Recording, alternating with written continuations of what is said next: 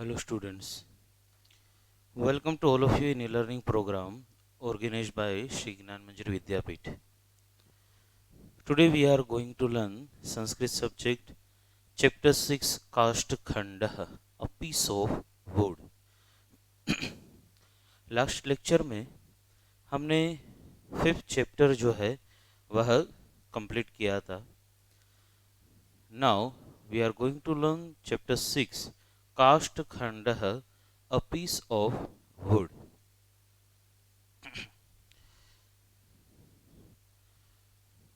Gurukul is the age-old system adopted in ancient India, where the student resides with the teacher, doing service and simultaneously gaining knowledge. Guru was a guide, father, and role model for the students. Kul means family, but it was the extended family wherein school was included. Gurukul हमारे भारतवर्ष की सबसे बड़ी कोई परंपरा हो तो वह गुरुकुल परंपरा है. यह परंपरा पूर्ण रूप से नष्ट नहीं हुई है. आज भी कई जगह पर यह गुरुकुल परंपरा से अभ्यास हो रहा है.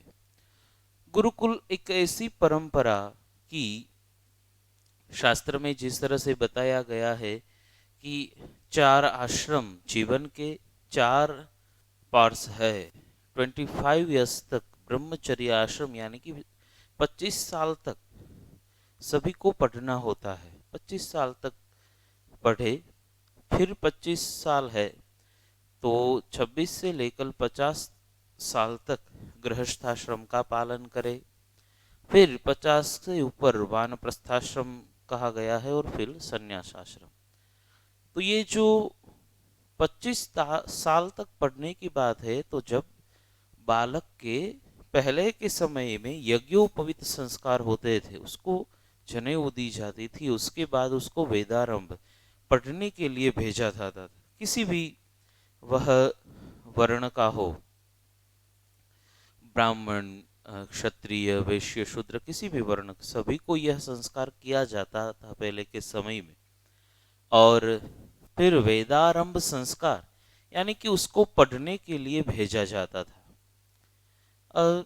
ऐसी कई सारी स्टोरीज है. भगवान कृष्ण, भगवान श्री राम, ये सब लोग गुरुकुल में पढ़ने के लिए गए थे. भगवान श्री कृष्ण जो सांदीपनि ऋषि के आश्रम में, उज्जैन में सांदीपनि ऋषि का आश्रम है, वहां पे पढ़ने के लिए गए थे. जो सुदामा वहीं से उसके मित्र बने थे भगवान कृष्ण के. तो यह भगवान श्री राम और जो चारों भाई थे वह सभी गुरु वशिष्ठ के आश्रम में पढ़ने के लिए गए थे. और 25 साल तक, जब तक पढ़ना खत्म न हुआ तब तक वह गुरुकुल में ही रहना, वहीं खाना, वहीं पीना. भगवान कृष्ण तो एक राजा थे, राजवी परिवार के घराने से थे. द्वारिका में उसकी अपनी स्वर्ण की नगरी थी, फिर भी वह गुरुकुल में रहे. जब जब जरूरत होती तब लकड़ियां इकट्ठे करने के लिए जाते, भिक्षा लेने के लिए जाते. गुरुकुल परंपरा में इसी तरह से कि भिक्षा लेकर आते थे, फिर गुरु को देते थे, फिर गुरु सबको बांटकर खाते थे. और जब जब समय हो तब पढ़ाया जाता था. पढ़ने के लिए गुरुकुल में एक ऐसा समय नहीं होता कि 11 बज गए पढ़ना शुरू हो गया, 5 बज गए तो पढ़ना खत्म हो गया. वह 24 आवर्स की प्रक्रिया होती है. कभी भी पढ़ाया जाता है. कभी बाहर गए हो और वहां से कुछ जानने जैसा मिले तो वहां पे भी पढ़ाया जाता था. आज भी काशी में कोई पढ़ने के लिए जाए, संस्कृत और ये सब पढ़ने के लिए जाए, तो वहाँ के गुरु है, तो आप कहीं पे भी चल के जाते हैं उसके साथ, तो वो चलते चलते भी कुछ पढ़ा देते हैं. तो ऐसी ये गुरु कुल की परंपरा हमारे भारतवर्ष में थी कई वर्षों तक. फिर हम आप वल्लभी विद्यास्थान में ऐसा 9th में पढ़े थे, तो ये वल्लभी, नालंदा विश्वविद्यालय, जिसमें चाणक्य जैसे बहुत बड़े आचार्य काम किया करते थे। तो ये सब गुरुकुल परंपरा थी। तो वहाँ पे सभी प्रकार का ज्ञान जो है बच्चों को दिया जाता था, स्टूडेंट को दिया जाता था। वह एक प्रकार का अपनी फैमिली ही थी। जिस तरह से अपने घर होता है उसी तरह से उसका गुरुकुल रहता था, और गुरुकुल में रहकर ही वह सब अच्छी तरह से पढ़ते थे। तो वह guru was a guide, father and role model for the students. तो जो विद्यार्थी थे उसके जो गुरु होते थे, जो उसको पढ़ाते थे, वही उसके रोल मॉडल होते थे, वही उसको गाइड मानते थे, उसको फादर, पिता तुल्य माना जाता था। और कहीं पे भी मैंने पहले कहा कि वो चलते फिरते भी उसको कुछ ऐसा लगे तो ज्ञान देते थे। तो यह जो चैप्टर है, इस चैप्टर में this lesson illustrates how even a walk on the bank at the river and the sight of a piece of wood floating on water becomes a learning experience. When you evaluate the lesson, ask yourself the question: are we really like a piece of wood drifting on the river? Do we or don't we have voice? Metaphors are not to be taken literally. तो इसमें जब गुरु और शिष्य एक नदी के किनारे के पास से चलते हुए जाते हैं, और नदी में पीस ऑफ वुड, एक लकड़ी का टुकड़ा जो है वह तैर रहा था, तैरते हुए वह जा रहा था। तो गुरु शिष्य को बताते हैं कि यह जो लकड़ी का टुकड़ा है वह तुमको दिख रहा है, कि तुम देख सकते हो? तो शिष्य कहता कि हाँ, और वह नदी में तैरते हुए जाता है। तो अब लकड़ी का टुकड़ा है, नदी में तैरते हुए जा रहा है, और फिर नदी जो है वह किसी समुद्र में मिलने वाली है। तो वहां तक लकड़ी के टुकड़े को जाना है, कहीं भी बीच में रुके बिना। तो वहां तक वह कैसे पहुंच सकता है, उसमें कैसे कैसे विघ्न आ सकते हैं, यह सब गुरु उसको समझाते हैं कि हमारा जीवन जो है यह काष्ठ खंड इव, कि लकड़ी के टुकड़े की तरह हमारा जीवन है। और वह लकड़ी के टुकड़े को समुद्र तक पहुंचने के लिए चार विघ्न बताए गए हैं, कि इस चार प्रक्रिया में से अच्छी तरह से वह बाहर निकल जाए, तब ही वह अपने लक्ष्य तक पहुंच सकता है। कि हमारे जीवन में भी ऐसे अलग अलग चार तबक्के आते हैं, कि जिसको अच्छी तरह से हम पार कर जाए तो हमारा जीवन जो है वह सफल तरीके से, अच्छी तरह से हम पूर्ण कर सकते हैं। तो ये एक लकड़ी के टुकड़े को देखकर, नदी में तैरता हुआ लकड़ी के टुकड़ों को देखकर गुरु अपने शिष्य को जीवन जीने का उपदेश दे रहा है। यह एक गुरुकुल परंपरा थी। तो उसमें, उसी परंपरा के आधार पर यहाँ पे एक गुरु और शिष्य का संवाद दिया गया है, सरल संस्कृत में, और अच्छी तरह से जीवन का पाठ यहाँ पे पढ़ाया गया है। देखते हैं, काष्ठखंड a piece of wood. Ganga तीरे एकः गुरुः शिष्येण सह वर्तमानः आसीत्। गंगा तीरे एकः गुरुः शिष्येण सह वर्तमानः आसीत्।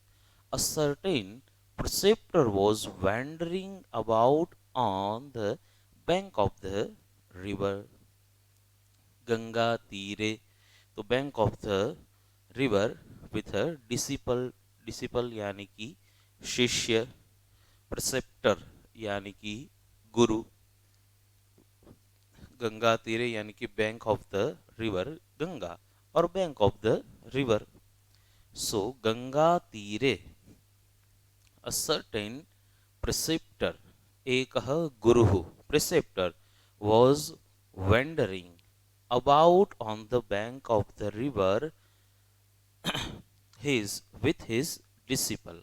शिष्येन सह means with his disciple. So a certain preceptor was wandering about on the bank of the river with his disciple. जो अपना शिष्य है उसके साथ वह गंगा के किनारे चल रहा है. जल प्रवाहेण नीयमानं कंचन काष्ठखंडम सह pointing out to काष्ठखंडम दर्शयन शिष्यम ah. pointing out to काष्ठखंडम means a piece of wood. नियमानम being taken away by the current of the water. जल प्रवाहेण, करंट ऑफ द वाटर, जल का जो प्रवाह जा रहा है उसके साथ, इसलिए यहाँ पे current of the water. Pointing out to a piece of wood being taken away by the current of the water. शिष्यम आह, आह means said. He said to the disciple, उसने शिष्य को कहा. He said to the disciple, सह नियमानं कंचन काष्ठखंडम दर्शयन, काष्ठखंडम दर्शयन pointing out to a piece of wood. काष्ठखंडम दर्शयन means pointing out to a piece of wood. नियमानं Kanchan being taken away.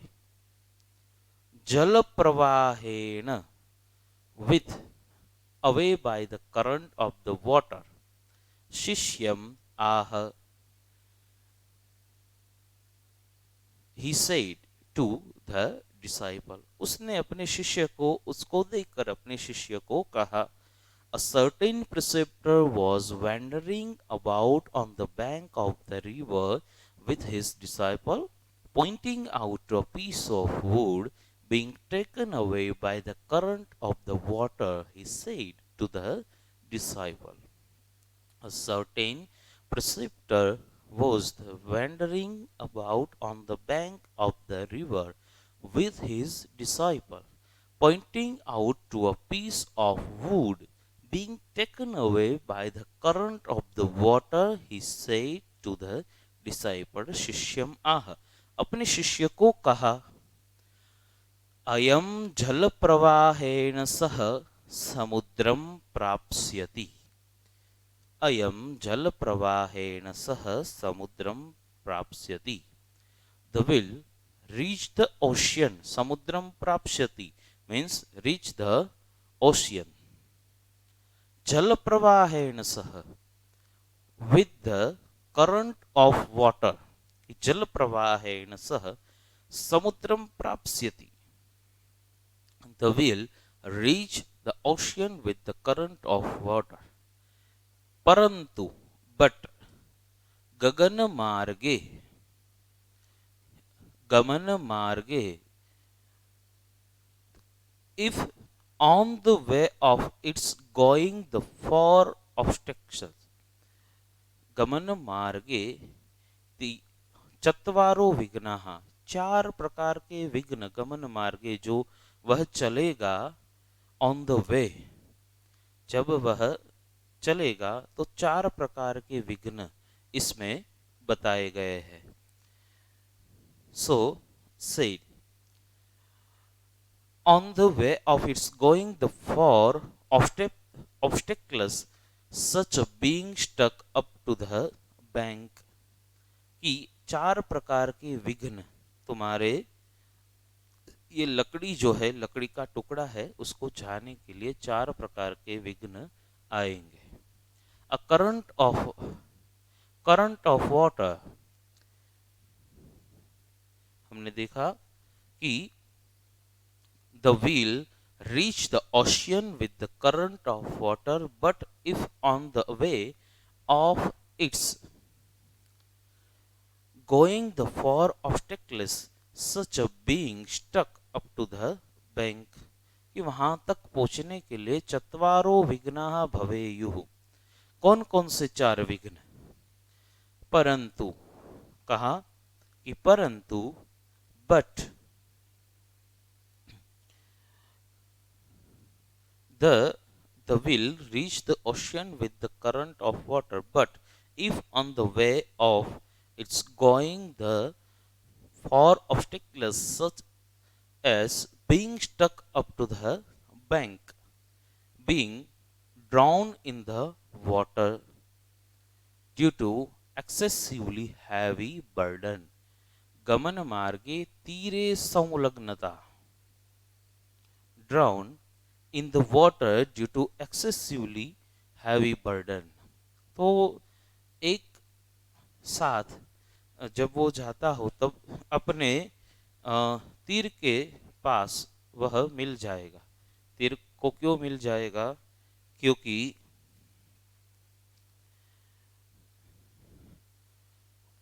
एक साथ heavy burden, पानी का जोर आएगा और उससे वह लकड़ी का टुकड़ा है वह किनारे पे चला जाएगा। इसलिए कहा being drown in the water due to excessively heavy burden, तीरे संलग्नता इज द फर्स्ट, तीरे संलग्नता। फिर भाराधिक्येन जले निमग्नता, भाराधिक्येन जले निमग्नता, being caught in whirlpool and separation from the water of the river do not occur, only then it will reach the ocean। ये चार प्रकार के हो तब ही वह समुद्र तक पहुंच सकता है। सबसे पहले कहा कि तीरे संलग्नता, being stuck up to the bank, कि ये एक साथ उसको पानी का प्रवाह तीर तक खींच कर ले जाता है तो वह किनारे पर आ जाएगा, तो वहीं पे पड़ा रहेगा। दूसरा कहा भाराधिक्येन जले निमग्नता, being drown in the water due to excessively heavy burden, कि उसका वजन बढ़ जाता है। तो वजन बढ़ जाने से जब लकड़ी है बहुत भीगी हो जाती है, पहले तो उसका कुछ वजन नहीं होता, वह ऐसे तैरती है, लेकिन बहुत भीगी हो जाती है तो बाद में वह फूल जाती है और उसका वजन बढ़ता है। तो वह भाराधिक्येन जले निमग्नता, being drown in the water due to excessively heavy burden. फिर तीसरा कहा आवर्तपातता, बीइंग कॉट इन वर्लपूल, वमड़, पानी में जब ऐसी वमड़ आती है, वह गोल गोल पानी घूमता है, तो उसमें यदि वो आ गया तो उसमें भी फंस सकता है और कहीं पे भी जा सकता है, वह समुद्र तक नहीं पहुंच पाएगा। और फोर्थ इज नदी जल वियोग, separation from the water of the river do not occur, only then it will reach the ocean. तो ये चार प्रकार के विघ्न यदि ये लकड़ी के पीस ऑफ वुड, लकड़ी के टुकड़ों को रोक लेंगे, चार में से कोई भी, तो वह अपना लक्ष्य है समुद्र तक पहुंचना, समुद्र तक पहुंचना, तो वहां तक वह पहुंच नहीं सकता। सो सैड गंगा तीरे एक गुरु शिष्येन सह वर्तमानः आसीत्, a certain preceptor was wandering about on the bank of the river with his disciple, pointing out to a piece of wood. Being taken away by the current of the water, he said on the disciple, the will reach the ocean with the current of water, but if on the way of its going the far obstacles, such a being stuck up to the water, up to the bank, being drowned in the water due to excessively heavy burden, being caught in whirlpool and separation from the water of the river do not occur. Only then it will reach the ocean. ये चार विघ्न यदि नहीं आएंगे तभी वह वहां तक पहुंच सकता है। फिर से दो बार हम इसको दोहरा ले, धीरे धीरे मेरे साथ आप भी बोलिएगा।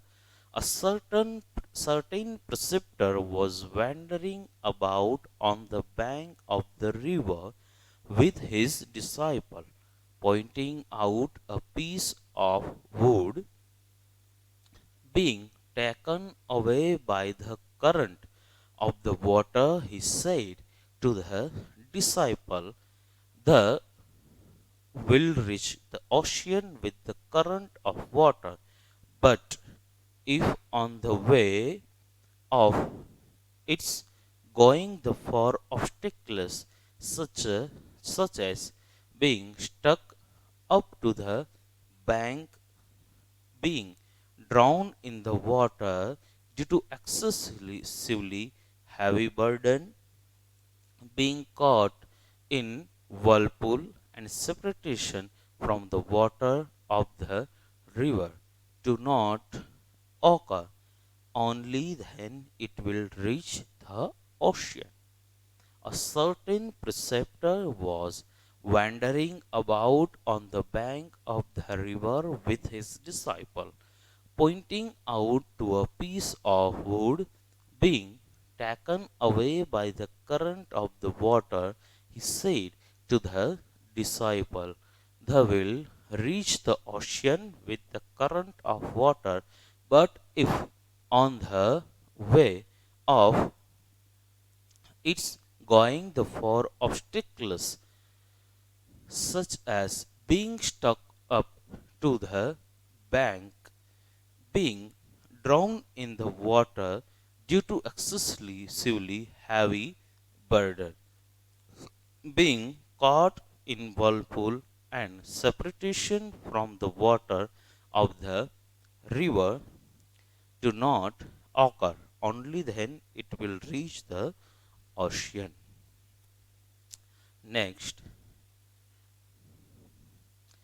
अब इस तरह से लकड़ी का टुकड़ा देखा, उसको गंगा नदी में तैरता हुआ देखते शिष्य को समझाने की कोशिश कर रहे हैं। अब आगे, गुरुहु अग्रे उपदिशति शिष्यम। गुरुहु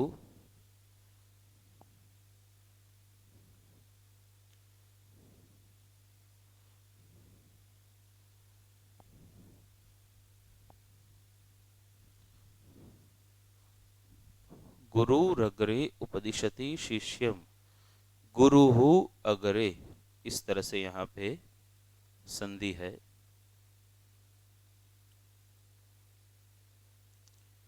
गुरुहु अग्रे उपदिशति शिष्यम, the preceptor further instructs the disciple. Guruhu, the preceptor, upadishati, further instructs the shishyam, disciple. Vayam sarve manavaha.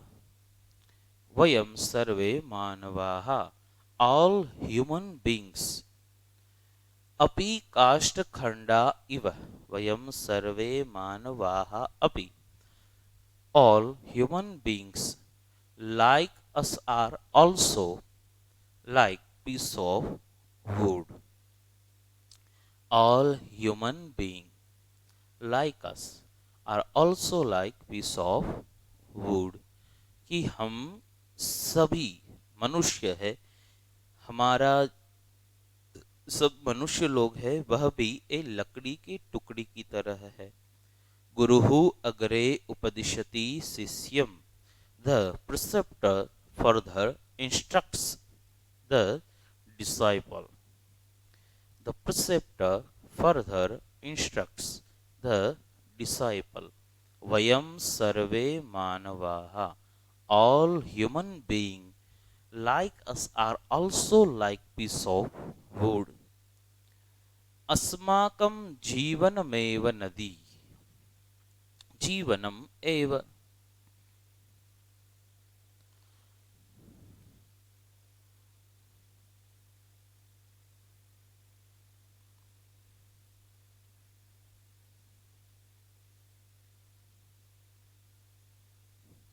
अस्माकं जीवनम एव, our life itself is a river।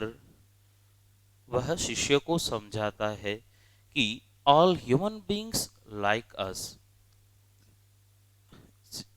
काष्ठखंडा इव पीस ऑफ वुड, कि एक लकड़ी की टुकड़े की तरह सब मनुष्य है।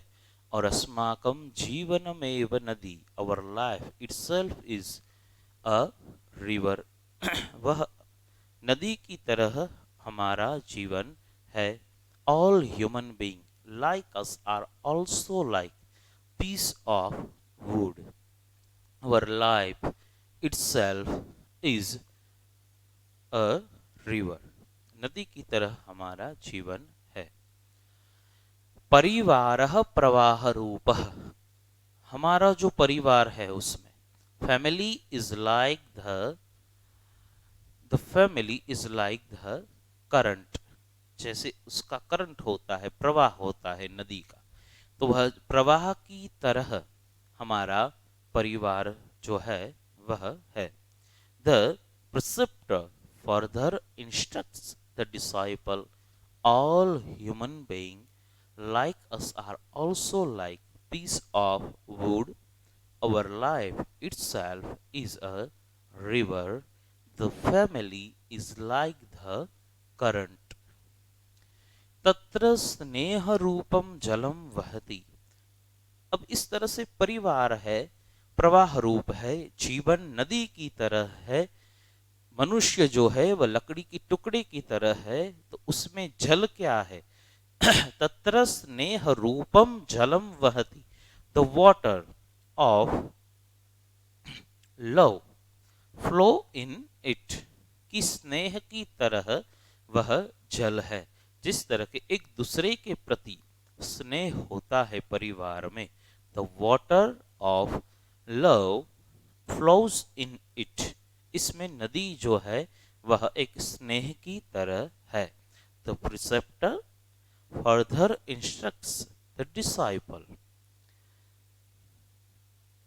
all human beings like us are also like piece of wood, our life itself is a river, the family is like the current, and the water of love flows in it, तत्र स्नेह रूपम जलम वहति।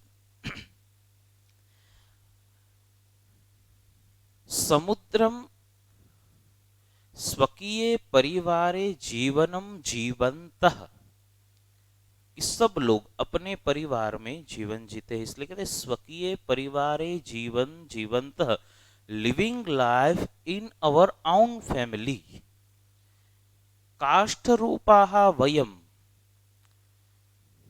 क्या कहा? The family is like the current, the water of love flow in it, living life in our own family we like piece of would.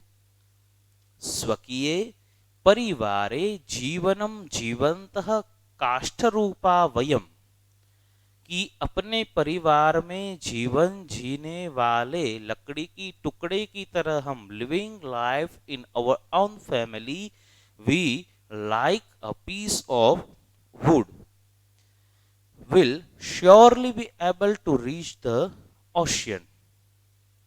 वयम सुखपूर्णम संसार समुद्रम अवश्यम प्राप्तुम शक्नुमः, we surely be able to reach the ocean of the world full of happiness, कि यह संसार रूपी जो समुद्र है, यह संसार है, यह समुद्र का रूप है, तो हम लकड़ी को, वो नदी को पार कर कर समुद्र में पहुंचना है, और हम मनुष्य को ये संसार रूपी समुद्र को पार कर कर वहां तक सुखपूर्ण रूप से पहुंचना है।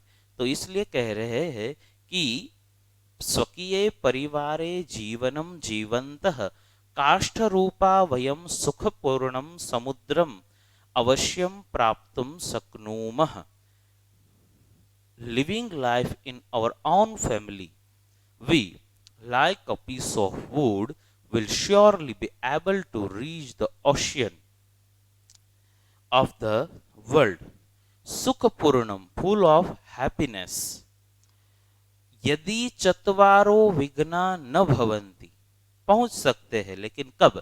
If for obstacles do not occur, ये चार जो विघ्न कहे गए वह यदि हमारे जीवन में न हो तभी हम ये संसार रूपी समुद्र को पार कर सकते हैं.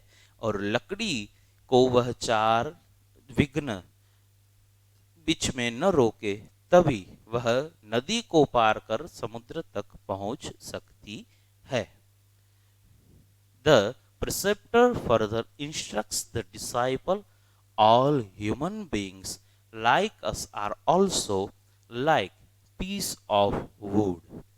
Our life itself is a river. The family is like the current. The water of love flows in it.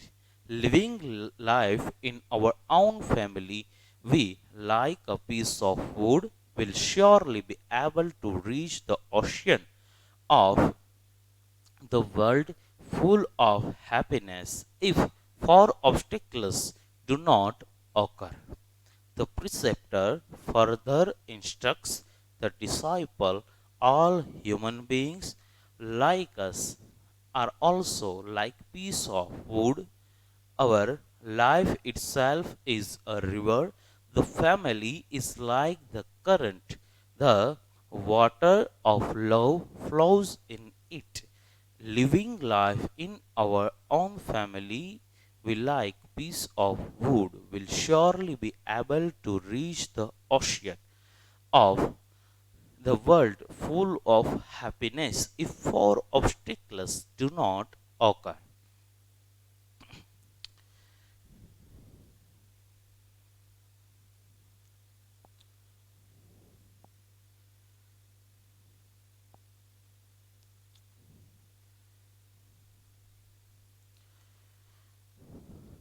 A certain preceptor was wandering about on the bank of the river with his disciple, pointing out a piece of wood.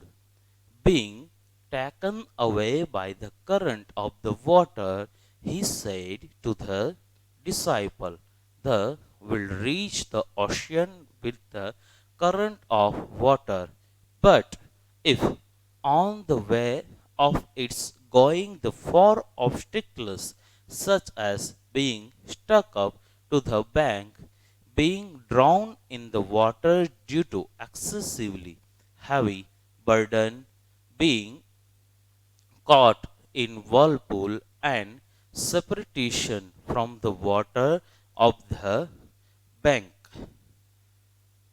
river do not occur, only then it will reach the ocean." The preceptor further instructs the disciple, all human beings like us are also like piece of wood. Our life itself is a river.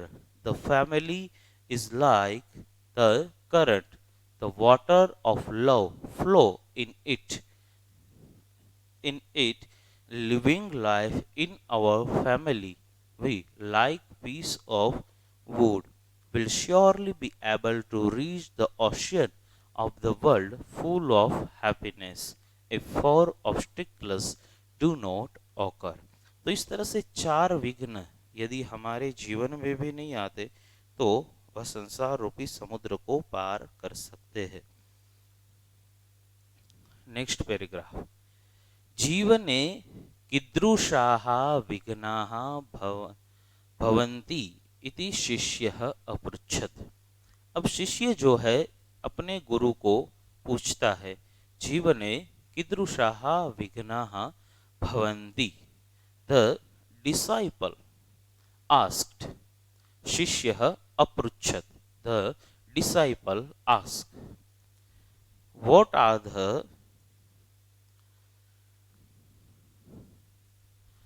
the obstacles in life like? जीवने कीदृशाः विघ्नाः भवन्ति? विघ्नाः obstacles. What are the obstacles in life like? Guruhu samupadishat, the preceptor duly advised. Guruhu samupadishat, the preceptor duly advised. Nadi रूपे जीवने, the first obstacle is Guru, the preceptor, duly advised.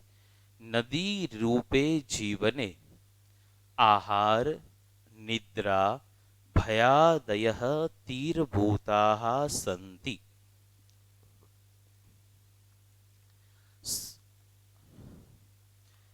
In the river of life, food, sleep, fear, etc.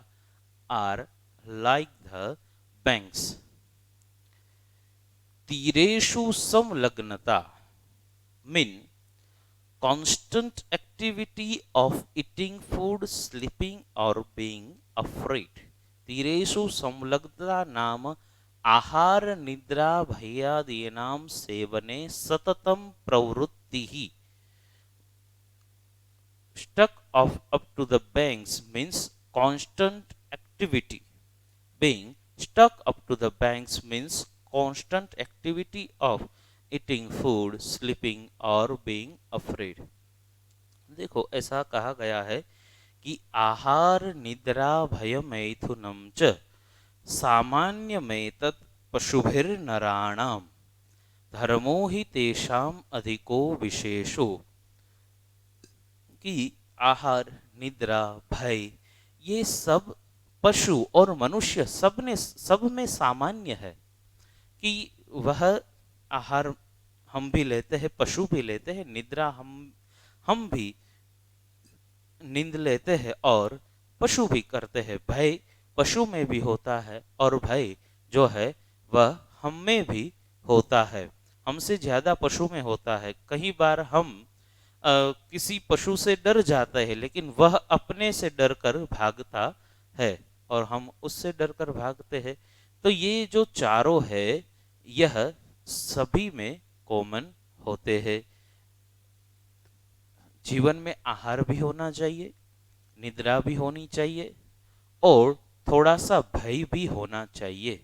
हाँ, यह बात सही है कि शास्त्र में अभय की बात की गई है कि अभयत्व यह जो है यह मुख्य हमारे जीवन का आधार है. लेकिन हमको किसी से भी यदि भय न हो तो हम अच्छा ही काम करें ऐसा जरूरी नहीं है. जीवन में यदि किसी से भय न हो तो हम कुछ भी कर सकते हैं, कुछ भी कर सकते हैं. इसलिए कहते हैं कि यह आहार निद्रा और भय जो है वह in the river of life food sleep fear etcetera are like the banks. कि वह एक तीर की तरह, एक किनारे की तरह है. कैसे? तो बोले तीरेषु संलग्नता, being stuck up to the banks mean constant activity. सततम प्रवृत्ति ही, यह सब आहार सिर्फ खाना ही हमारे जीवन का लक्ष्य हो जाए, सिर्फ सोना ही, पूरे दिन सोते रहे, कुछ भी न करे और छोटी सी बात हो तो डर लगता है कि ये करेंगे तो ऐसा होगा, ये करेंगे तो ऐसा होगा. जीवन में कुछ साहस ही नहीं है. भयादीनाम, थोड़ा भय होना चाहिए लेकिन थोड़ा, फिर थोड़ी थोड़ी छोटी छोटी बात में भय नहीं होना चाहिए. जीवन में कुछ साहस ही नहीं है. यदि हम साहस ही नहीं करेंगे तो कुछ हम प्राप्त कर सकेंगे नहीं. तो हमारे जीवन में यह तीर की तरह, तीर भूताः सन्ति, आहार निद्रा भय. लेकिन कब? mean constant activity of eating food, sleeping और being afraid. सिर्फ डरते ही रहे, सिर्फ खाते ही रहे, सिर्फ सोते ही रहे, तो यह हमारे जीवन के लिए ठीक नहीं है. The disciple asked, what are the obstacles in life like? The preceptor duly advised, in the river of life, food, sleep, fear, etc. are like the banks. Being stuck up to the banks mean constant activity of eating food, sleeping, or being afraid. The disciple asked, what are the obstacles in life like? The preceptor duly advised, in the river of life, food, sleep, fear, etc. are like the banks. Being stuck up to the banks means constant activity of eating food, sleeping, or being afraid. The disciple asked, what are the obstacles in life like? The preceptor duly advised, in the river of life, food, sleep, fear, etc. are like the banks. Being stuck up to the banks mean constant activity of eating food, sleeping, or being afraid. Now, repeat. A certain preceptor was wandering about on the bank of the river with his disciple, pointing out to a piece of wood.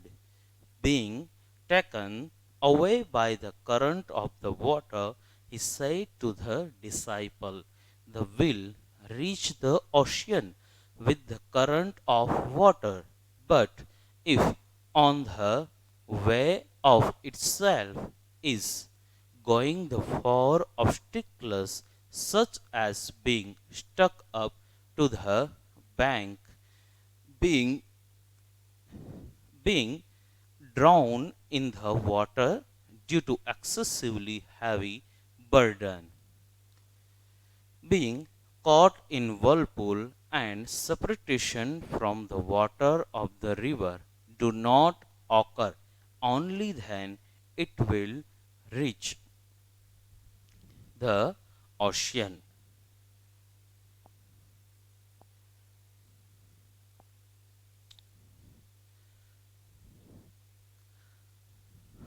The preceptor further instructs the disciple, all human beings like us are also like piece of wood. Our life itself is a river. The family is like the current.